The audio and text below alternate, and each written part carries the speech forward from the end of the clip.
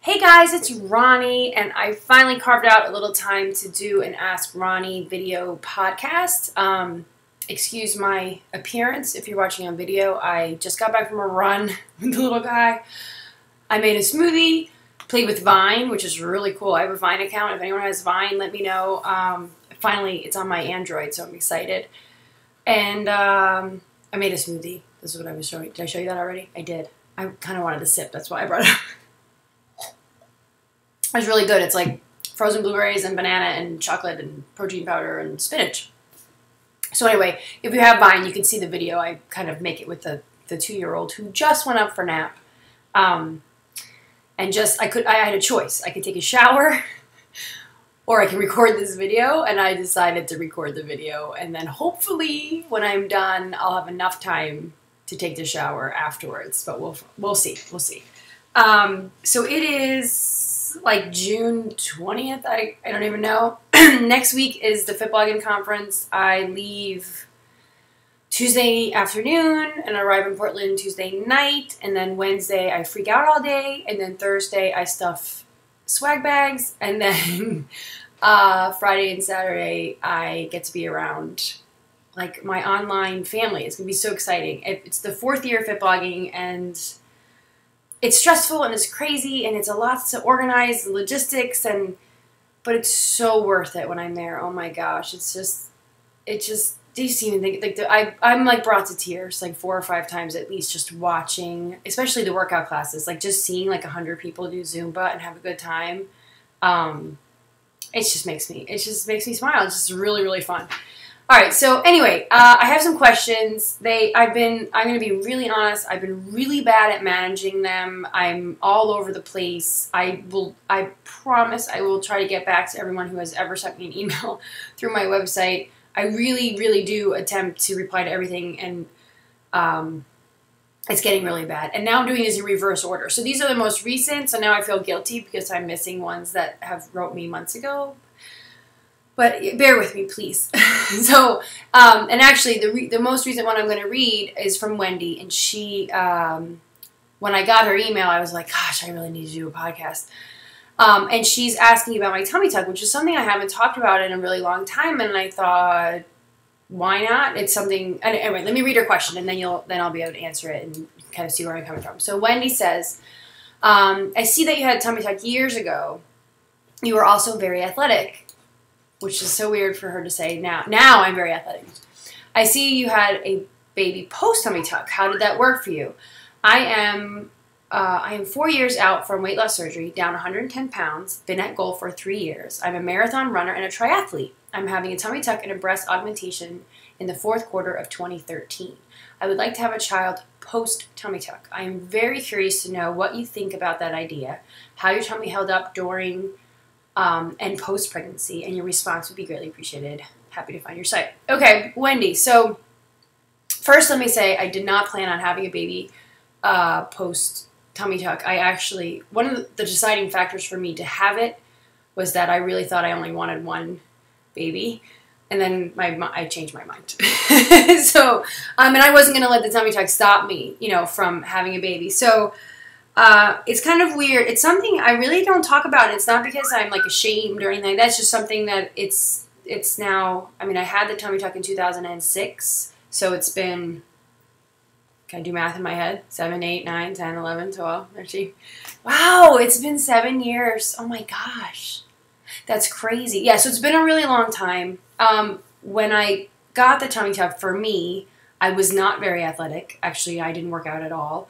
I lost all of my weight. I lost the 70 pounds all through diet alone. And I was really, really self-conscious of my tummy for as long as I can remember. And when I lost the weight, it was really just like, honestly, like Play-Doh. It was like I have pictures of this, but it was like I just had all this extra skin. I'm sorry, my phone just keeps going off. You would think I would have it muted, but I don't. But it was like Play-Doh. I talked to my doctor about it. He was like, there's nothing you can really do. It's just extra skin. And at that point, I really didn't have any more. I was at the lowest weight of my, weight range for my height. I mean, really, there's nothing else I can do except for working out, which probably would have helped a little bit, but it wouldn't have tightened up that amount of skin. So I decided to go do it, and the doctor asked me if I was planning on having more kids, and I said no. And actually, we actually even talked about getting my tubes tied during the procedure, since I would be all opened up anyway. But I opted against that, more for logistic reasons. And now, in hindsight, I'm kind of happy I opted against that. And then, let's see, it was about a year recovery, and you know, fast forward a few years, all of a sudden I wanted another baby. And I'm not going to lie, like, the conversations happened. A lot of people said, oh, you're going to undo what you did, all these things. And I thought, well, that would be a really vain reason not to have another child. Like, just to not undo something. So I did it, and I got pregnant. And thankfully, and my experience with the second pregnancy compared to the first pregnancy, for a myriad of reasons, was way different. First of all, when I was pregnant, the first time, I was already overweight when I got pregnant. I wasn't athletic. I wasn't exercising. I ate really poor diet. And I didn't have a bad pregnancy, you know, but I gained a lot of weight. And, you know, I stretched everything out and all this other stuff. With my second pregnancy, I was way more athletic. I was running very consistently. I was working out very consistently. And with the tummy tuck, post-tummy tuck, I didn't show as fast as I did with my first. And, I mean, I still got big. I'm a big pregnant lady. You know how it's like some women, and it seems like a lot of celebrities even, they only have a baby bump. Like, their arms are still thin, and their legs are still thin, and their faces are still thin. I blow up like a balloon when I'm pregnant. I'm just big all over. Even the second pregnancy, even though I ran until I was 7 months, I ate a very healthy diet with my second pregnancy. I still gained 50 pounds. I wasn't excessive. You know, I ate very healthy foods. It's just, I get big when I get pregnant in all areas of my feet get big. I swell. I carry a lot of extra water. But my tummy stayed actually relatively flat through most of the pregnancy. And I mean, I have pictures of myself at, I want to say I was 6 or 7 months maybe.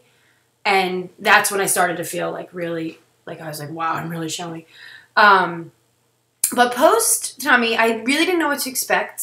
I'm actually very happy. I think my muscles, like I work out a lot, and so I have fairly tight abs. You know, I don't have a six-pack or anything like that, but I do have like that muscle that goes down here that you can see, and my stomach is solid. It's solid. It's tight, but it does now bulge out slightly more than it did prior to having the second baby. But it's nothing, I don't have any extra skin. See, I don't mind if I'm a little thicker in the midsection due to a pregnancy. The reasons in which I was getting the weight loss surgery was because of the extra skin that was hanging. The muscle repair that they did is probably the thing that was undone the most. I don't know if that makes sense. So I could show you. I already showed in another video, but it always feels like I'm just showing off my abs. I mean, not that I have great abs, but I will show you anyway. And the scar's actually healed up. It's been 7 years. The scar is still there. I'm very used to it. It doesn't bother me at all. I'm not...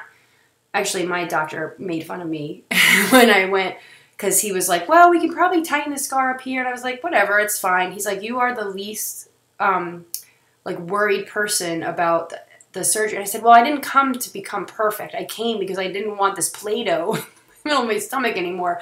And that's what you helped me with. I don't have any, I don't know, preconceived notions that I'm going to walk outside of your office one day and just be a Victoria's Secret model. And it's totally fine with me. So anyway, I'll show you really quick. Okay, ready. Let's see. So let's see if I can do it. So here I am post. See? This is post, and you can see my scar. I still have stretch marks. See that? Still have stretch marks.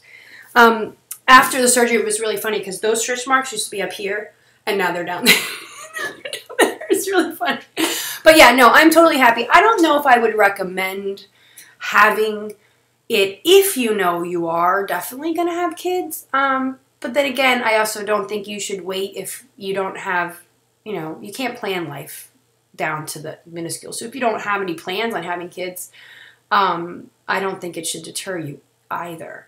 So I think most doctors would tell you they would prefer you not to, they would prefer you to wait. But again, it's something that I would talk about with your doctor and see what they think and tell them. Just be honest and say, I'm curious.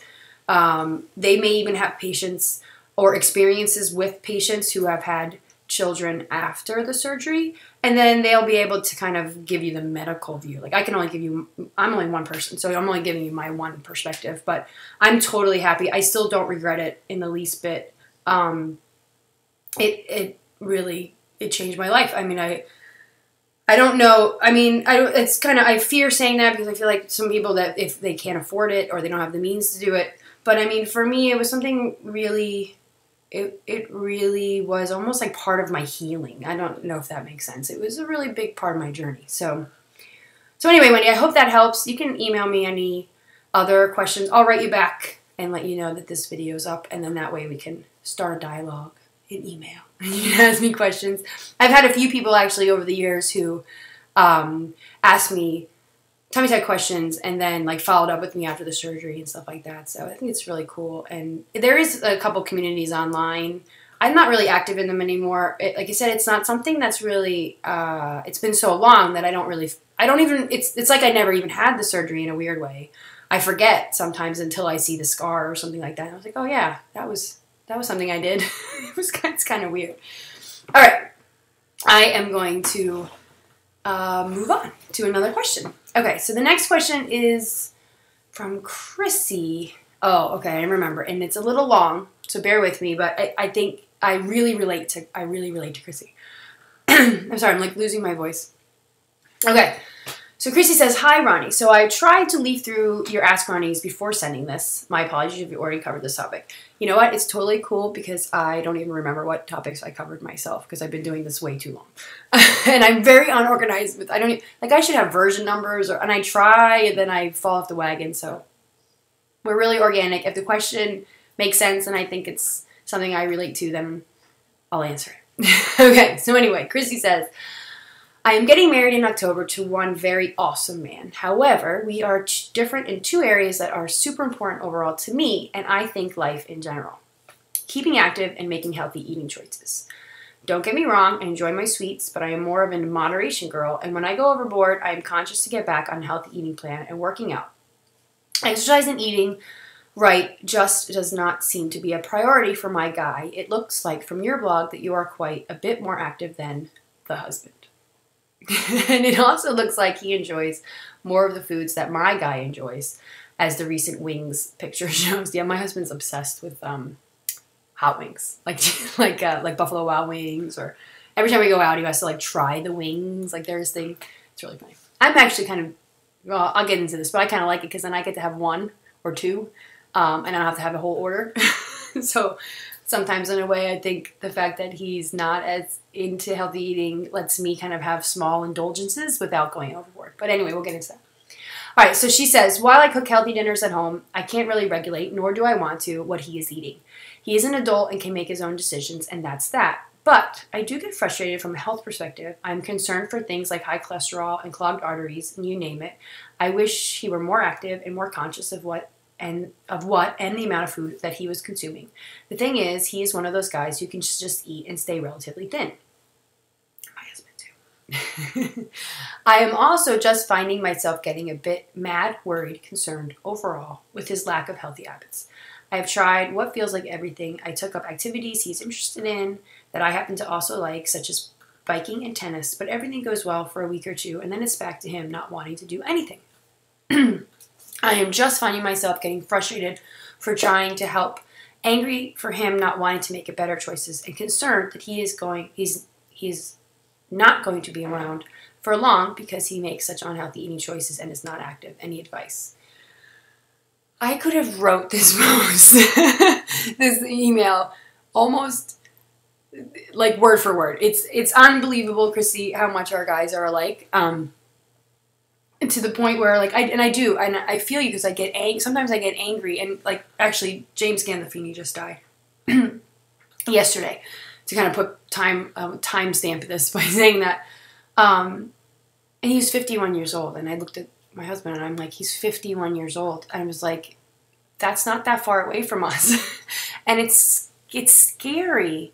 Wow, I'm gonna get emotional about this, but it's scary, and I think, I mean, there's no guarantees in life. Like, just because you do eat healthy and you are active doesn't mean that you can't have a heart attack or you can't get sick. But I do really believe that it does. It reduces your risks overall.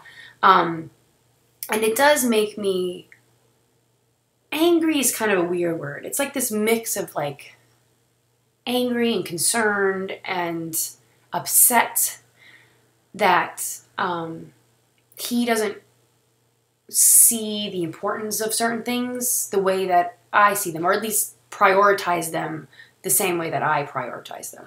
And I think, this is really, gosh, it's hard to say. I just blogged about actually how great our marriage is. And it is. We have a great marriage and it's awesome. But this is probably one of the things that we're most different on, and one of the things that I think I realized that I just have to accept. Like, you can't change someone who doesn't want to change. And you guys don't have kids yet. The kids come into play, and there are a lot of discussions and conversations we have because I don't want certain foods in the house or around them, and then I feel like all of my effort kind of gets not thrown out the window, but it's hard. It's hard to teach your kids to make good choices when they open the pantry and they see Tasty Cakes or Doritos. But the other part of me thinks that it's also good to teach the kids to kind of navigate that environment. That, if you want a handful of Doritos, that's fine. But have you had, can you have an apple first? Did you have banana? I don't know. Did you eat healthier today? Or are you really hungry? So we have these kind of conversations. But that's not really what your question is about because you don't have kids yet. My advice really is to do everything that you're already doing and just to keep doing it. And after a while, over time, I think you'll find that you infiltrate more than you really realize. So, for example, now I've been married for 12 years. My husband and I have been together for 18 years. And when we both started out, we were really unhealthy. And I feel like in a weird way, I've taken my path to where I am to now, like crazy CrossFit girl. And, I don't eat, my diet's not stellar, but I'm eating a spinach smoothie. I had 2 eggs for breakfast. I try to stay away from processed foods as much as possible. My diet is drastically different than it was. But I feel like the husband has also gone down a path. And although it's not as drastic as mine, he is making changes at his pace. And you have to kind of allow that to happen without getting frustrated and angry. So, for example, in our situation, my husband now has taken up tennis. He found a tennis league. He's in love with this tennis league. Every day he comes home from tennis, I get to hear all about the matches and how he did. He comes home, he's like drenched in sweat, and he's losing weight. He definitely just from working out, not even really changing his diet. But he found his thing, much like I found my thing with running, or I found my thing with now CrossFit. So I think what you're doing, engaging with him on activities that he likes, after a while, he may find his groove, or he may find his little thing. But he's not if he's not constantly kind of trying to find it, because there was years that the husband didn't do anything. And then he kind of tried Gaelic football, and he kind of liked it, but he kind of didn't. So he skipped out on a lot of practices, and he wouldn't run. And you know what I mean? But then he found this, and it's like, wow, now he wants to go play like 4 or 5 times a week, which is great. He's out there, he's moving, and he's getting cardio, and the kids get to see him being active and engaged in something. I think it's fabulous. So my point is here, he's on his own path, and it may be slower than my path, but we're both on a path of getting healthier. Same with the diet. When I first met him, he ate 2 vegetables. He ate broccoli and he ate corn. I don't think another vegetable besides maybe cucumbers crossed his lips ever. Now, routinely for dinners, I make Brussels sprouts, I make asparagus, I make, like, the other day, I do snow peas, I do summer squash grilled on the grill. I mean, he's consuming way more just because of me. I mean, not that I'm patting myself on the back, but it was kind of a compromise where I don't bang him over the head with, I'm not making quinoa every night with, like, cheese seed porridge in the morning and, like, all these weird things. I try to do things where, we have a hamburger and like double vegetables instead of a potato. Like he doesn't even realize anymore. Like that's a really good meal. It doesn't have to be a cheeseburger with fries and macaroni salad and potato salad. It's like a cheeseburger with grilled sugar snap peas, grilled zucchini, and a spinach salad on the side with cucumber. I mean, that's a great meal. So again, we've come a long way, and it's kind of slowly, but there's a lot of compromise. There's a lot of patience. And there's a lot of kind of almost reinforcing that, you know, it's hard. You don't want to change somebody, but at the same time, you want to better them. And there's a fine line there, I think. So I say, Chrissy, keep doing what you're doing. Try not to get frustrated. You are going to I get frustrated all the time. And there's a lot of times where I'm just throwing my hands up and I'm like, if it wasn't for me, this whole family would just be eating fast food every day. I just had a blowout a couple days ago because I made something for dinner. I don't even remember what it was. And nobody wanted, I mean, it wasn't that nobody wanted to eat it, but the kids didn't want to eat it. And then he had like 3 bites and he pushed it on this plate and then everybody was getting up from the dinner table. And I was like, why do I even try? Like I had like this like mom moment where I'm screaming and I'm like, we should just eat fast food every night, blah, blah, blah. So anyway, I let off a little steam. I got back to it the next day, you know, we went back to my attempts at being healthy dinner. So you're going to go through like moments where you just want to scream and strangle him. But if you love him and, you know, you accept him for what he is and, you know, like you said, you have the right attitude. You don't want to have to control everything in his mouth. You shouldn't want to do that. That's weird. And he's a grown person. He's going to have to make his own decisions. And you guys are just going to have to find that sweet spot in the middle where, you know, you feel like you're not constantly in an environment you don't want to be in with the food and that kind of thing. And that he's maybe trying. He's trying. And just kind of come to that happy place in the middle. So I hope that helps, Chrissy. I know exactly where you are. I'm there. I'm right there in the trenches with you. You know, it's such is life, I guess. Such is marriage. Okay, I'm going to move on. I have 2 more scheduled. I may be able to grab another one. I don't know. We'll see. I have to give myself time to shower before the baby gets home. All right, so the next one is from Monissa. And Monissa says, hi, Ronnie. I am in a weight loss journey myself. So far, I have lost 10 pounds. However, it took me 12 weeks to reach that point. I want to lose about 40 pounds total. I want to increase my weight loss per week. However, I am not able to do so. I am feeling demotivated and absolutely horrible. Can you help me out, please? Okay. Monissa, I remember your question, and I chose it because I just had an interaction with somebody. I'm sorry, my hair's all great. I just had an interaction with somebody on Facebook about this, and they were complaining about slow weight loss. And my response to them was something along the lines of, what's the alternative? Are you just going to sit around all day and eat pizza and chocolate? I don't know where that came from. And I know this is way easier to say than it is to do when you're in the situation. But really, all the things that you're doing, changing your diet, incorporating more activity, whatever it is that you're doing, the things that you're doing to lose the weight should be things that you want to do anyway, regardless if it ends up moving the scale. And if it's not, this is like a whole nother conversation we can have. But I'm not a really big fan of like quick weight loss. Like I'm gonna fast, or I'm gonna go on Slim Fast, or I'm gonna do no carbs for 5 days to drop 5 pounds before my wedding, or things like that. I think, you know what, if you're in that situation and you're doing it, like, whatever, I'm not going to judge you. Everyone lives their own life. I went through stages where that's all I did.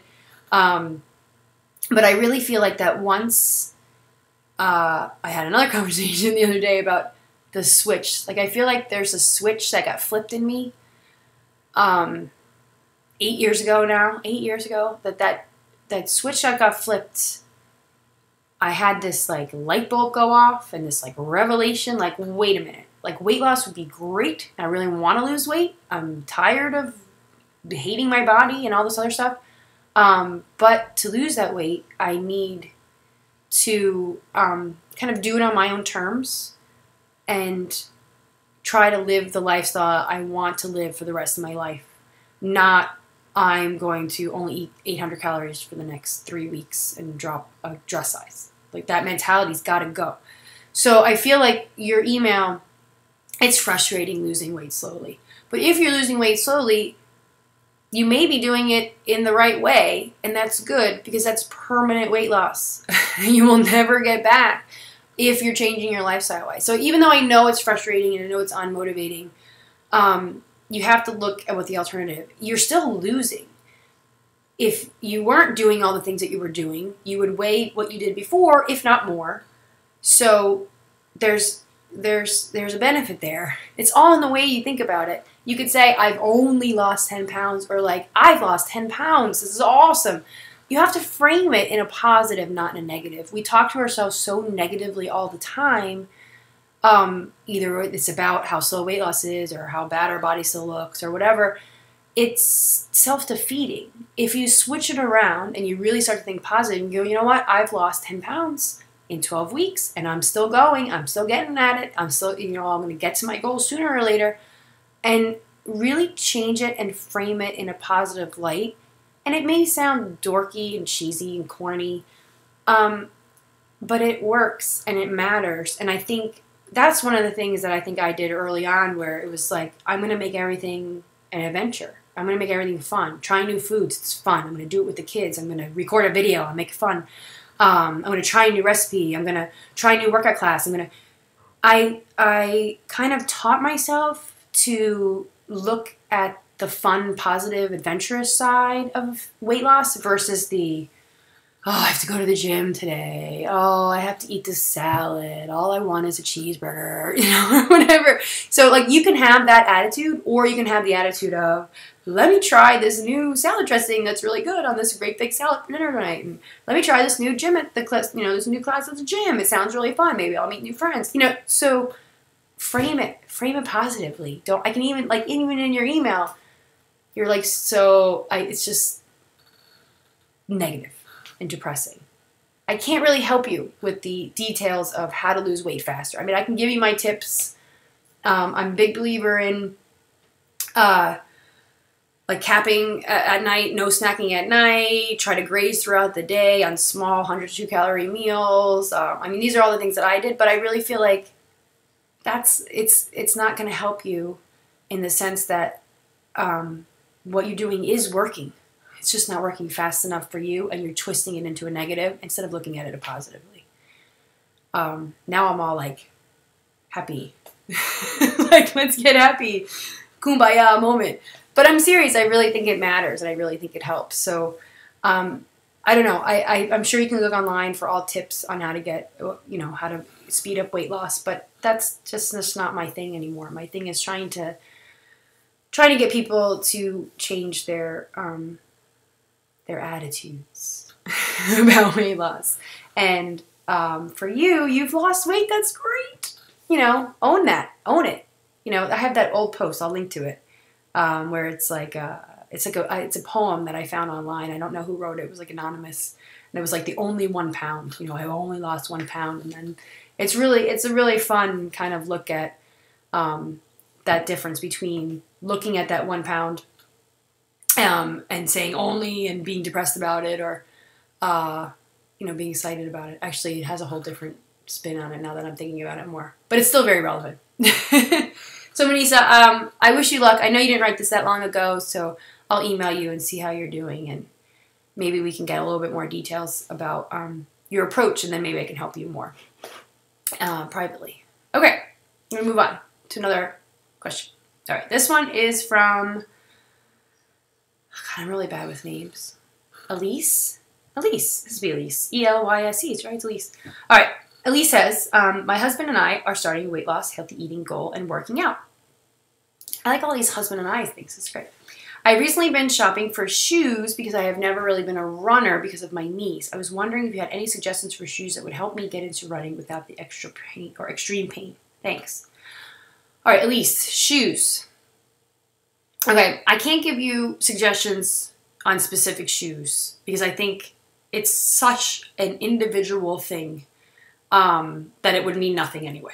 So I'm right now obsessed. I have these Pumas that I'm completely obsessed with. They're like a minimal shoe. Like it's like running on nothing. It's like running in slippers. They're great. I don't know if I would have liked them when I first started running though. So I think I've changed, you know, my needs have changed, my body has changed. So, instead of giving you advice on a specific shoe, what I would say is, go to a real running store. Not like the Foot Locker at the mall where the 16-year-old kid is working there and has no idea what the heck he's talking about. Go to a real running store. See if you have any in your area. Even if you have to take like an outing one day, it's totally worth it, especially if you can find one where people really know what they're talking about, will let you try on shoes. They have a treadmill, will let you run around the parking lot. There's 2 running stores in my area. One, I'm not going to name them because I hate being negative about things. One of them that has a very good reputation, I went to 3 times, and all 3 times I was very disappointed because everyone tells you should go to a running store and you know, talk to them. And I went and I was excited to like talk to people about what my needs were or whatever, and they were completely uninterested in helping me. They were just like, "Oh, here's your shoe," and I'm just like, "Okay, well, what do you think?" And they were just like, whatever feels good. I'm like, oh. Then I went to a different running store because I was like, no, I really want to talk to somebody about my running shoes. So I went to a different running store, and I had that experience that people talk about where I had this woman. She was fabulous. She looked at my current shoes. She had me stand on this thing and like analyze my arch. And we talked about how I'm like kind of wide, but not really wide. And then she knew brands that ran wides. And, I mean, her wealth of knowledge was amazing. And then she pulled out a couple brands that she thought would be good fits for me. And then I tried them on and she let me run around the parking lot. And I came back in and I found my shoe. I remember I ran and I came back and I went, it was like running on clouds. That's exactly what I said to her when I came back, and she goes, well, there's your shoe. And she even helped me like tie, because like one foot is bigger than the other foot. And she's like, she helped me figure out this way to tie the shoe where I can make the one tighter than the other side. And so I had that experience. So my recommendation is to go to running stores until you find one that truly will help you with your shoe. It's kind of depressing, but I feel like customer service is dead in a way. Like, I'm not going to get on a soapbox here or whatever, but like, I'm so tired of going into stores and just not having anyone interested in helping me. Like, so it's really nice if you have a running store. Like, that's why I said it's worth it to take an outing if you have one like a town or 2 away that has a good reputation, because it really made a difference for me. And I was able to find shoes that I think really helped me. They stopped my shin splints, all that kind of stuff. So I think it is really important, but I can't give you specific shoe recommendations. I mean, like I said, I like the Pumas. There's the ones that I really like are called Mizunos, because they do slightly run wide, according to this woman. And since I'm not quite a wide, but I am kind of wider, they were a good match. And I've been running in Mizunos for like 3 or 4 years until these Pumas, and then I just found those on my own and liked them. So that's my shoe advice. Okay, so that's it. I did it. I recorded a podcast, and I still have time to shower. How awesome is that? All right, so I'm going to cut this one short. I was thinking about plucking another question, but I'm not. I have too many things I have to do for this conference next week, and it would be nice to take a shower before the 2-year-old wakes up. So I'm going to go. All right, thanks for watching, guys. Again, I'm shooting for a podcast a month, so I'm going to do my best to keep them up. And I am kind of thinking about doing podcasts for the travel blog with my friend Jen, because I think we would be really funny together in a podcast. But I'm not making any promises there. We were thinking maybe, or I was thinking maybe we would launch a podcast on our 1-year anniversary of the travel blog. But I'm not sure it's going to happen. I don't even know how to do a podcast with 2 people. We need equipment, and I don't know. All right, I'm going to go. I will talk to you guys soon. And thanks for watching / listening. Bye, guys.